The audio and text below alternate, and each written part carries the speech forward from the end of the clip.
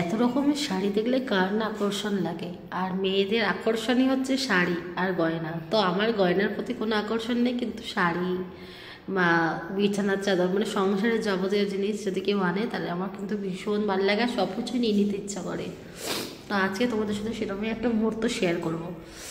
রাধে রাধে, সকলকে জানাই আমার চ্যানেলে অনেক অনেক স্বাগত। আশা করি আপনারা সকলে খুবই ভালো আছেন, আর আপনাদের আর গোপালের আশীর্বাদে আমিও ভালো আছি। তো আজকে ব্লগটা দেখো, সকাল থেকে স্টার্ট করলাম।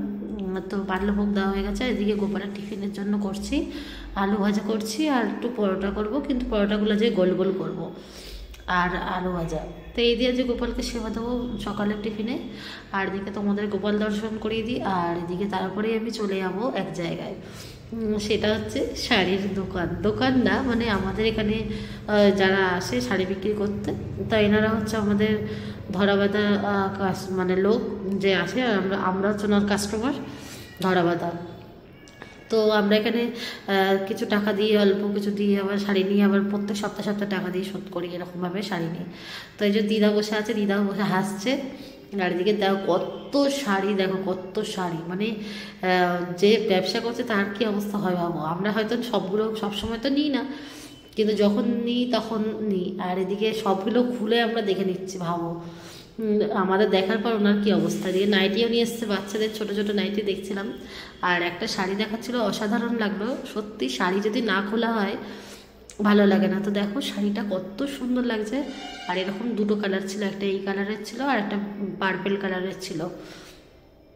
তো খুবই সুন্দর। আর খোলার সাথে সাথে শাড়ি দুটো বিক্রি হয়ে গেছে। যিনি দেখছেন হাত দিয়ে তিনিই নিয়ে নিয়েছেন। তো এতটা সুন্দর শাড়িগুলো। আর একটা শাড়ি মানে প্রথমে ওপর থেকে দেখে আমাদের ঠিক পছন্দ হয়নি, অনেকক্ষণ ধরে দেখলাম ওটা। এই যেমন দেখো এই যে আকাশিটা, যেটা শাড়ির নিচে ঢাকা পড়ে আছে, আমরা কেউ দেখছিলামই না, কিন্তু শাড়িটা যখন খুললো খুবই সুন্দর লাগলো। আর সবসময় ওপরটা দেখে বিচার করতে নেই, এখানে প্রমাণ হয়ে গেল ভেতরটাও কিন্তু সুন্দর হতে পারে। তো ওপরটা দেখে আমরা প্রথমে কেউই দেখছিলাম না, তারপরে যখন ভেতরটা খুললো না, তো সত্যিই খুব সুন্দর লাগছিলো। দেখো ওই শাড়িটাই তো ওপরেই ছিল, আমরা কিন্তু কেউ দেখছিলাম না। ভেতরটা দেখো কত সুন্দর লাগছে। এগুলো খুবই স্ট্যান্ডার্ড, আমার তো ভীষণ প্রিয়। আর এগুলো পুরো সুতির, একদম ভালো কোয়ালিটির শাড়ি। তো এরকম শাড়ি পরতে কিন্তু ভীষণ ভালো লাগে। আর এগুলো কমফোর্টেবল, সব কিছু সব জায়গায় পরে চলে যাওয়া যায়, এত কমফোর্টেবল। তো আমার কালারটা খুব পছন্দ হয়েছিল, কিন্তু আমি এখন নেবো না, আমি কদিন পরে নেবো। এখন এগুলোর দাম একটু বেশি আছে, পরে নেবো। আর 850-900 করে বাবা, এখন নেওয়া যাবে না। এখন সুতির ছাপা পরার জন্য যদি এত টাকা দিয়ে পড়ি তাহলে তার পরা যাবে না। তাই একটু কদিন পর, পুজোর সময় এমনি অনেকগুলো শাড়ি নিয়েছি, এখনও পরে উঠতে পারিনি। সামনে বোনের বিয়ে, সেখানেও কত খরচ, ওই জন্য এখন কদিন পরে নেব। তো তারপরে দেখো এসে গোপালকে ভোগ লাগিয়ে দিয়েছিলাম। ওখান থেকে এসে রুটি আর এই পরোটা আর আলু ভাজা তো দেওয়ার পর আমি আবার একটু সেবা নিয়ে নেবো, তার আগে রান্নাটা কমপ্লিট করে নিই। আর আমার না কাজ ফেলে খেতে একদম ভালো লাগে না, তো এই জন্য খুব বকাও খাই। আজকে গোপালের জন্য সয়াবিন করব।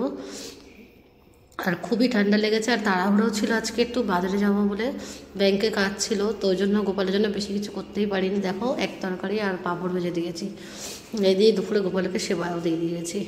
আর এরপরে দেখো পুরো চলে আসলাম বিকালবেলা, মানে সন্ধ্যাবেলা। গোপালের সন্ধ্যা দেওয়ার পরে যে গোপালের জন্য ম্যাগি চাউমিন করছি।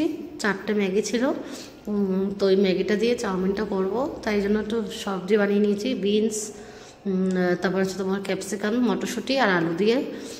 আর অনেক দিন হয়ে গেছে যে ম্যাগি চাউমিনটা খাই না, শুধু চাউমিনটা খাই, কিন্তু ম্যাগি চাউমিনের টেস্ট কিন্তু সম্পূর্ণ আলাদা। যারা যারা ম্যাগি চাউমিন খাওনি সত্যি করে দেখবে, খুবই ভালো লাগে।